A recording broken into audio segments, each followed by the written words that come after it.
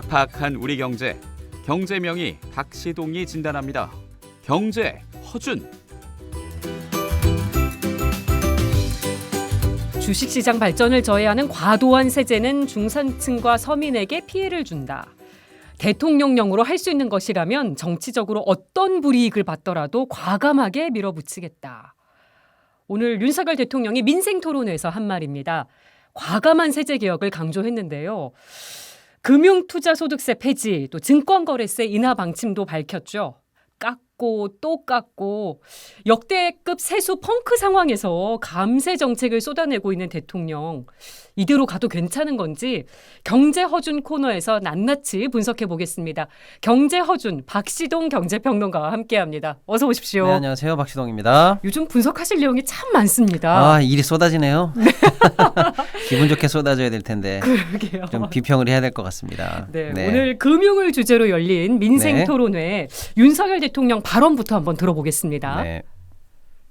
대주주 양도소득세 기준을 상향하고 금투세 폐지를 정부의 정책으로 확정했습니다. 경제 논리에 맞지 않는 금융 관련 세제도 과감하게 바로 잡아 나가고 있습니다. 과도한 세제들을 우리가 개혁을 해 나가면서 바로 이런 코리아 디스카운트를 근본적으로 해결할 수 있다. 저는 대통령령으로서 할 수 있는 거라면은 정치적으로 어떤 불이익이 있더라도 과감하게 밀어붙일 수 있습니다만은 대통령이 과감하게라는 말에 액센트를 팍 줬습니다. 네. 오늘 토론회 핵심 내용부터 좀 짚어주실까요? 두 가지인데요. 근데 오늘 토론회 이전에 사실은 주식시장 개장 때 대통령이 이제 거래소에 제가 볼 때는 대통령으로서는 거의 유일했던 것 같은데 현직 대통령 처음이라 그랬어요. 예, 개장식 때 가서 금투세 폐지 얘기를 이미 했습니다. 근데 오늘 다시 한 거예요. 그래서 오늘 발언을 다시 정리하면 기존에 했었던 금융투자세 폐지 방침을 더 강화, 확고하게 한 번 더 말씀하신 거고요. 두 번째 발언은 이제 ISA 계좌라는 게 있습니다. 네. 쉽게 말하면 이제 맞는 계좌라고들 많이 얘기하는데요. 이 저도 계좌, 했었어요. 이 계좌를 통해서 일단 중서민들에게 지원되는 비과세 혜택을 조금 늘려주겠다. 이 두 가지가 사실은 핵심입니다. 네. 예. 그런데 정부의 이제 설명이나 대통령 설명은 이렇습니다. 네. 서민들이나 국민들 자산 형성의 사다리를 만들고 자본시장의 역할을 강화하겠다. 네. 이게 결국 낙수 효과를 기대하는 것 같은데 낙수 효과로 정말 민생을 살릴 수 있을 것인가? 오늘 코리아 디스카운트 해결도 엄청나게 강조했잖아요. 네. 어떻게 평가하십니까? 일단 금투세 문제부터 먼저 좀 말씀드리면요. 금투세를 이해하시려면은 거래세하고 같이 이해를 하셔야 됩니다. 우리가 주식에서 주식을 거래할 때는 거래할 때 세금을 냅니다. 네. 정확하게는 팔 때 세금을 내요. 살 때 내는 게 아니고요. 근데 이제 사실은 이거는 어떻게 보면 입장료 같은 겁니다. 거래는 일어나니까요. 네. 그러니까 티켓값 같은 거죠. 거래세가 하나 있고 그렇게 해서 주식을 가지고 있다가 팔아서 돈을 벌었다라고 하면 양도 차익이 생기죠. 네. 그 양도세에 내는 세금이 쉽게 말하면 주식 이제 양도세인데 잘 생각해 보시면요. 거래세는 우리가 생각보다 조금 높았습니다. 좀 높았어요. 그런데 양도세는요. 그러면 주식을 통해서 돈을 벌었으면 누구나 세금 내야 되는 거 아니야? 라고 했지만 지난 연말에 만들기 기억하실 거예요. 소위 말하면 대주주. 그러니까 한 종목당 10억 이상 갖고 있는 큰 손들만 그동안 세금을 냈었는데 그나마도 대통령이 이 기준을 50억으로 완화했습니다. 네. 그러면 주식을 벌어서 주식을 통해서 수익을 내서 세금을 내는 사람이 대한민국에 몇 명이냐면요. 4천 명이에요. 지금 4천 명밖에 안 됩니다. 그분들을 위한 정책을 냈던 거죠. 4천 명 빼고는요. 그러니까 그전에는 12,000명이었는데 4천 명으로 줄었으니까 사실 한 7천 명 정도가 줄은 거죠. 7천 명용 대책이 지난 연말에 나왔고요. 이 두 가지를 종합해 보면 어떤 일이 생기냐면요. 거래세는 누구나 냅니다. 네. 그런데 벌어서 양도 차익이 생겼을 때 세금 내는 사람은 대한민국에 4천 명밖에 없으니까 이상하지 않으세요? 티켓값은 전 국민한테 내라고 하는데 예. 정작 티켓값 내고 돈 번 사람은 부자 초특급 슈퍼 리치 빼고는 아무도 세금을 안 내는 비과세 영역이 열려버린 거예요. 그러니까 이제 많은 근로소득 하시는 분들이 나는 1년에 뼈 빠지게 일해가지고 월급 받아가지고 세금 떠박떠박 내는데 앉은 자리에서 1년에 수십억씩 버는 사람들이 왜 세금을 안 내야 되느냐. 당연히 이런 얘기 있겠죠. 예. 그래서 주식 관련해서 양도 차익이 생기면 5천만 원 이상의 차익이 생기면 세금을 냅시다라고 하는 주식 양도세 개념에 금융투자세가 도입이 되기로 한 겁니다. 예. 정상적이죠. 거래할 때 돈 내고 양도 차익에서 돈 내는 게 정상입니다. 예.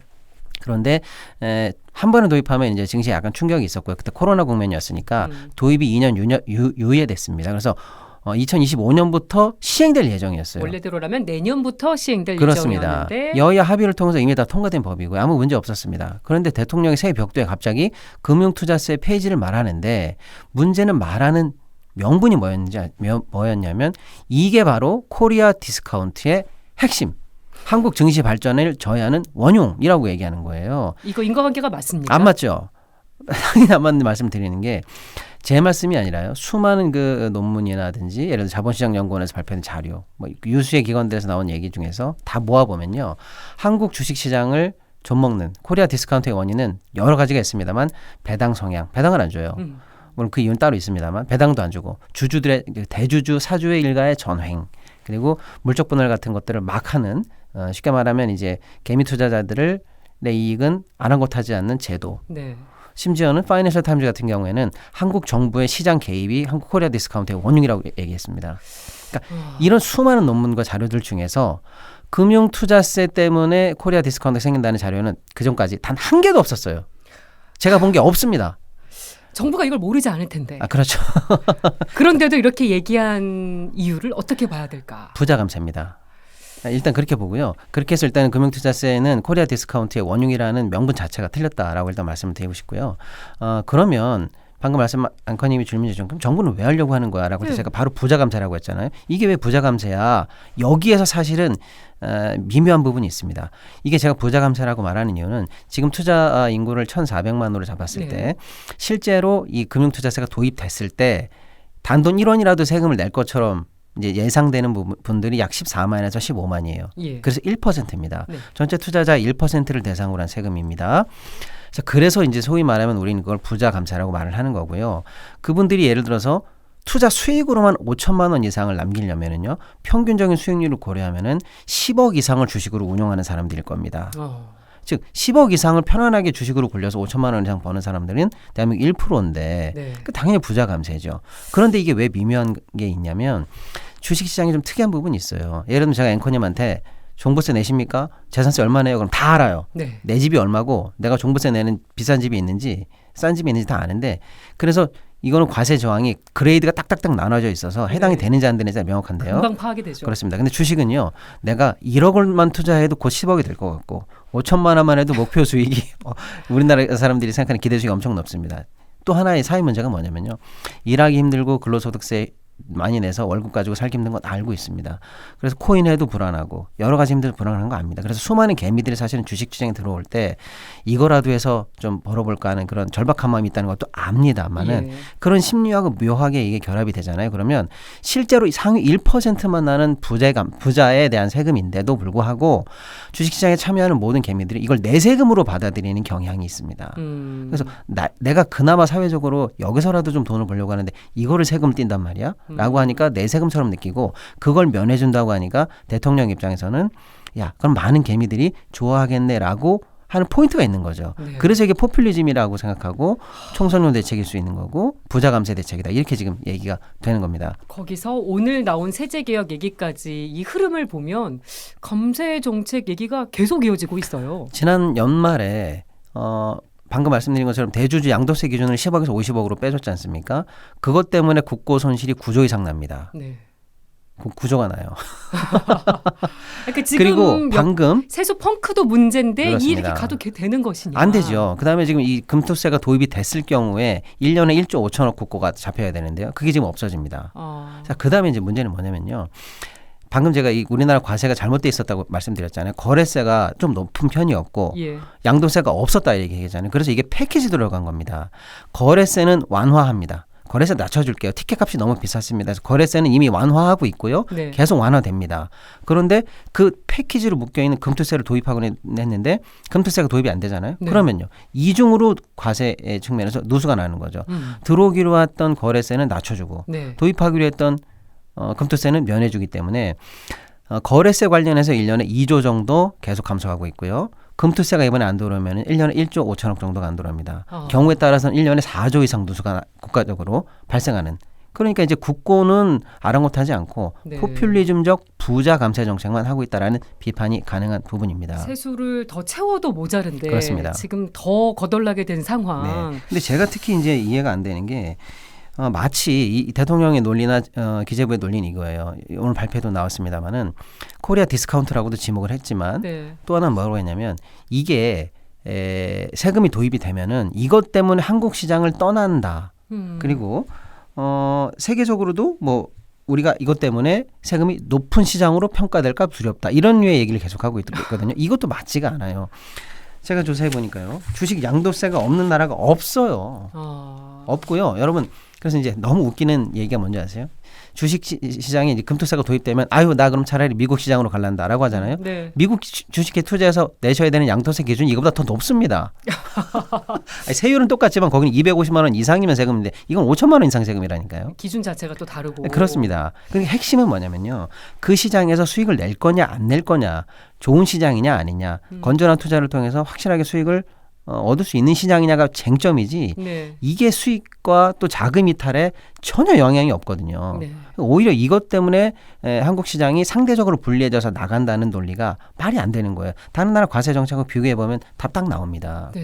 아, 참 정말 총선의 영향 때문이라고 봐야겠습니까? 저는 뭐 그렇게 보고요. 여기 혜택 받는 분들은 엄밀하게 분명히 말씀드리지만 상위 1% 부자들입니다. 자, 근데 그러면 여기서 누수된 세금으로 인한 공적 혜택은 오히려 많은 중서민들은 국가 서비스에 대해서 더 많은 혜택을 못 누리는 것으로 돌아올 것이다. 이렇게 저는 예측을 하고 있습니다. 네.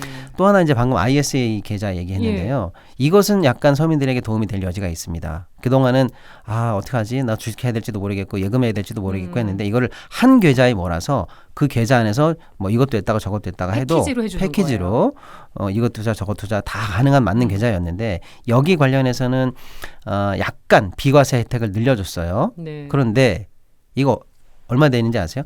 그동안에 사실은 이게 계산해 보면은 1년에 약 한 보통의 경우에는 네. 40만 원 정도 혜택 보시던 거를 뭐 80만 원. 그다음에 뭐 아무튼 많이 보셔 봐야 50만 원에서 80만 원밖에 안 늘어난 혜택입니다. 근데 이걸 지금 정부가 뭐라고 하는지 아세요? 계층 이동의 사다리로 활용될 수 있다는 식의 얘기를 합니다. 1년에 세금 40만 원 더 따져보면 액수가 그렇게 크지 비과세 않은데. 된다고 무슨 큰 사다리가 됩니까? 근데 제가 이 얘기를 왜 하는지 아세요? 이런 서민 대책 뒤에 숨겨져 있는 게 뭔지 아십니까? 주식 전용 IS 계좌를 새로 만든다는 겁니다. 네. 오늘 대책에 나온 거예요. 그게 뭔데? 라고 하실 수 있지만 방금 이 맞는 계좌라고 했잖아요. 네. 여기저기 다 투자할 수 있는 계좌. 근데 한국 주식, 국내 주식에 투자할 수 있는 IS 전용 계좌를 새로 만드는데 여기에다가도 투자하십시오. 그런데요. 여기에는요. 한도가 더 높은데 이거는 비과세 혜택은 없습니다. 근데 뭐가 있는지 아세요? 분리과세 혜택이 있습니다. 네. 이게 얼마나 중요한 대책인지 아세요, 여러분? 부자들은요. 금융소득 관련해서 종합과세 들어가는 걸 가장 두려워합니다. 네. 왜냐하면 금융소득 관련해서 2천만 원 이상이면 분리과세가 안 됩니다. 종합과세입니다. 모든 소득을 다 합쳐서 세금 낸다는 뜻이에요. 예. 금융소득으로만 2천만 원 이상을 벌려면요. 투자금은 얼마나 많겠습니까? 그렇겠죠. 쉽게 말하면 금융자산으로만 해도 몇 억을 돌려야 2천만 원 이상의 세금이 나옵니다. 예. 그런 부자들은요. 당연히 지금까지 종합소득으로 묶여 있는데 이 계좌를 통해서 투자하면은 분리과세입니다. 기존 자기네 종합소득과 분리돼 가지고 누진적으로 받는 혜택을 더 받을 수 있네요. 그러니까 누진될 수 있는 불이익을 없애고 15.4%만 받는 혜택이 여기 숨어져 있어요. 그러니까 여러분 큰 틀에서 지금 서민을 위한 정책인 것처럼 말하지만 부자를 위한 부자 감세인 금투세가 면해졌고 IS 관련해서 서민들에게 40만 원에서 80만 원 정도 혜택을 늘려준 것처럼 돼 있지만 그 뒤에는요. 네. 부자들에게 더 큰 혜택이 주어지는 분리과세형 주식 전용 ISA 계좌를 새로 만들겠다라는 이런 것들이 지금 디테일에 숨어 있습니다. 네. 그러니까 제가 이런 발표를 보면 속이 터져요. 그러니까 진정 서민을 위한 민생 정책이냐 이 부분도 의문인데 그렇습니다. 정부가 계속 얘기해왔던 건전재정 기조에도 맞는 것이냐도 건전재정 관련해서는 치명타라고 물어보게 봅니다. 되는. 그렇습니다. 아, 그러니까 네. 지난번에 양도된 이제 없어졌던 대주주하고 양도세하고 이번 거 거래세, 금투세 요거만 합쳐도요. 그다음에 앞으로 들어갈 IS 때문에 누진으로 세금을 내야 되는데 분리과세로 좀 줄여지는 거는 한 2천억에서 4천억 정도로 예상이 됩니다. 이걸 다 합치잖아요. 조금 제가 오버해서 말씀드리면 약 10조 정도? 좀 오버해서 말하면요. 예. 적어도 7조 이상의 국고 손실이 나는 대책입니다. 국가를 어떻게 운영하려고 이러는지 모르겠고요. 저는 이제 가장 큰 불만이 뭐냐면요. 예를 들어서 5천만 원 이상을 수익으로 거둔 사람들에게 지금 세금을 안 내주게 하겠다는 거예요. 5천만 원짜리 연봉 소득자가 얼마나 되겠습니까? 솔직히 우리나라에서 몇 명 안 되겠죠. 그렇습니다. 우리나라 지금 평균 연봉으로 치면은 약 300 몇십만 원대가 평균이고요. 중위소득과에서 진짜 한가운데를 딱 자르면 200만 원대입니다. 그러면 그분들 세금 얼마나 많이 냅니까? 근로소득세 얼마나 많이 냅니까? 네. 그러면요. 뼈 빠지게 일해서 땀 흘려서 얻는 성실한 노동의 대가에는 철저하게 과세를 하는데 주식을 통해서 큰 부자들이 버는 세금을 5천만 원까지는 세금을 안 낸다면은요. 5천만 원 미만으로 걷는 근로소득엔 왜 세금 내냐라는 과세 불평등이 얼마나 이게 지금 심각한 사회 문제를 일으키겠습니까? 민생 토론회였는데 민생은 어디 갔나? 이런 얘기 실제로 지금 나오고 있습니다. 네, 맞습니다. 그리고 지금 저희가 금융 얘기했습니다만 예. 주택 관련해서도 네. 이제 여러 정책이 나왔잖아요. 30년 이상 노후화된 주택은 안전진단 없이 재건축할 네. 수 있게 하겠다. 재건축 규제 확 풀겠다. 지난주에 나온 주택 정책 놓고도 지금 말들이 많습니다. 네. 이거 어떻게 보셨습니까? 오늘 저희가 방금 얘기했던 게 민생 투어 3탄이거든요. 네. 근데 방금 앵커님이 질문하신 그거는 2탄이에요. 2, 3탄이 연달아 지금 사실은 시장에 큰 충격을 주고 있는데 오늘이 금융이었다면 2탄은 부동산입니다. 이것도 발표량이 엄청 많은데 4가지로 제가 추려볼게요. 핵심은 노후된 주택에 대해서 재건축을 쉽게 해주겠다. 네. 그리고 그 쉽게 해주는 방법은 안전진단을 없애버리겠답니다. 또 하나는 재개발, 도시 일대를 재개발하는 겁니다. 네. 이것도 빨리 해주겠다. 가 이제 두 번째고요. 세 번째는 이 모든 것을 가능하게 하기 위해서 나라 돈을 내겠다라는 겁니다. 또 나라 돈 들어가는 겁니다. 네. 네 번째는 이렇게 결국 쭉 해도 나중에 누군가 집을 사줘야 될 거 아닙니까? 그래서 집을 많이 사주기 위해서 다주택자 중과세를 없애버리겠다. 이게 네 번째 대책입니다. 짧게 설명드리면요. 예. 안전진단은 어떻게 없애냐는 거냐면요. 30년 이상 노후된 주택은 그동안 안전진단을 첫 번째 그러니까 재건축을 하려면 이게 첫 번째 단계입니다. 이게 여기서 통과하면 경축 플랜카드까지도 붙었을 정도예요. 사실 맞습니다. 참 웃지 못할 해프닝이기도 한데. 그게 첫 번째 단계에서 항상 걸렸거든요. 네. 근데 이 단계를 그 재건축 관련해서 한 6단계 뒤로 순서로 보면 저 뒤로 미룬다는 거예요. 그러니까 기존의 2단계, 3단계에서 해야 됐던 일들을 먼저 하시라 이겁니다. 그래서 추진위원회도 만들고 조합도 만들고 설계도도 그리고 정부에 신청도 하고 먼저 다 하십시오라고 하는 겁니다. 그렇게 되면은요. 당연히 드는 의문이 아니 그렇게 했다가 맨 마지막 단계에서 결국 안전진단 걸리면은 그동안 쌓아왔던 비용, 행정 절차 이거 어떻게 할 거야? 라는 압박을 당연히 생각할 수 있지 않겠습니까? 그 정부 대책은 이거예요. 이런 거 참 꼼꼼해요. 그래서 그럴 때 안전진단 때문에 거꾸로 사업이 돌아가는 일이 없도록 사실상 안전진단을 폐지하겠다. 그래서 이름을 생활환경진단으로 바꾸겠다. 그래서 진짜 안전하냐 안 하냐가 아니라 소음 있어? 좀 불편했어? 오케이 통과. 동선이 불편했어? 통과. 지하주차장 좀 없었네? 통과. 이래가지고 웬만하면 다 통과해주겠다. 사실상 폐지하겠다. 이게 방침이고요. 네. 더 큰 문제는요. 재건축을 처음 할 때 주민들이 가장 고민했던 거는 사실은 초기 자금을 다 시공사나 건설사로부터 또는 설계사로부터 꿔서 시작합니다. 그렇죠. 주민들이 돈이 없거든요. 네. 그 돈이 많이 들어가고 또 그게 다 주민들에게 연대 채무가 되기 때문에 네. 확실하게 성공할 것 같지 않으면 잘 시작을 못하는 그런 것도 있었는데 그게 걱정이야? 정부가 돈 대줄게 라고 해서 재건축 추진합니까? 50억씩 그냥 갖다 쓰세요라고 해서 정부가 50억 지원 대책을 내놨습니다. 이게 정부가 마음대로 하자고 하면 다 할 수 있는 일인 건가요? 이게 다 법사항이거든요. 사실은 안전진단 규정도 바꾸는 건 다 입법사항입니다. 그래서 결국에는 국회를 통해서 민주당이랑 합의를 봐야 되는 상황인데 네. 여기가 관련 이 부분이 이제 사실은 굉장히 또 포퓰리즘으로 주목받는 겁니다. 비판받는 겁니다. 왜냐?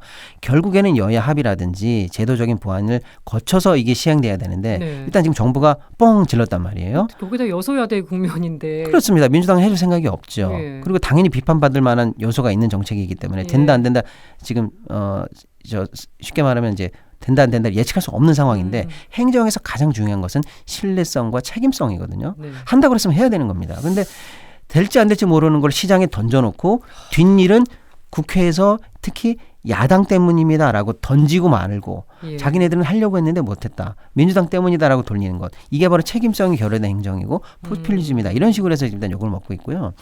그 건축은 방금 이렇게 말씀드렸고 예. 재개발은 이제 일산 신도시하고 일기 신도시하고 묶어서 말씀드리면요. 도시 일대를 헐고 다시 짓는 거잖아요. 네. 이거는 이제 핵심이 노후도인데 그 지역 전체의 노후도가 기존에는 3분의 2 이상 노후된 집이 있어야 된다. 예. 쉽게 말하면 아우 이 동네 참 낡았네. 음. 그 정도 돼야 그 동네를 재개발할 수 있게 해줬는데 이 기준도 60%로 낮추고요. 뉴타운 지역에 해당하는 지역에서는 50%로 낮춰서 두 집 중에 한 집만 낡으면 동네 일대를 다 헐 수 있게 아. 만들어주겠다라는 거고요.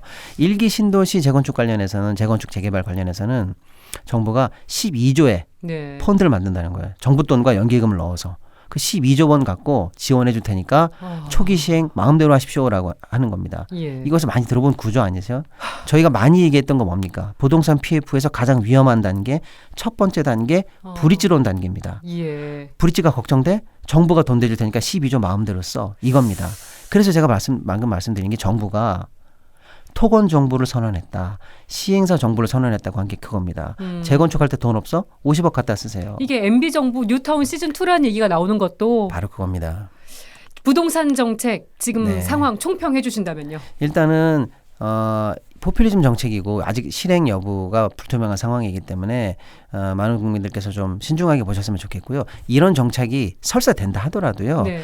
가장 중요한 것은 사업성입니다. 지금 예를 들어서 사업성이 가장 좋다고 하는 강남에 있는 그 잠실에 있는 진주 아파트 그것도 지금 공사비 때문에 멈췄고요. 네. 둔촌주공 사태 있었고. 우리 이미가 겪었고요. 부산에도 지금 가장 좋은 현장도 멈췄고요. 강북에 있는 연신내 역세권 개발하는 그 사업도 지금 현재 멈춰 있습니다. 네. 사업성이 안 되면요. 어차피 안 됩니다. 아. 그러니까 주민 여러분들은 이런 정책에 현혹되지 마시고 사업성이 되는지 안 되는지 내 지역에 진짜 도움이 되는지 안 되는지를 냉정하게 판단했으면 좋겠고요. 시장에 이렇게 좀 책임감 없는 정책들이 나와서 혼란을 주지 않았으면 하는 바람이 좀 있습니다. 그러니까 경제 허준으로서 처방 진단 어떻게 해주시겠습니까?